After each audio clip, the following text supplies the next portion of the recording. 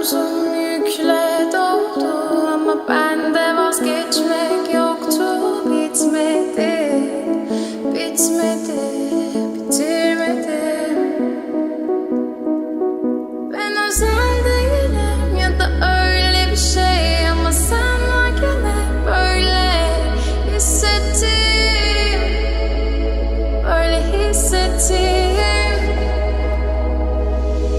Yanan her şey gülme olmalı, bunu sen de hatırlarsın da artık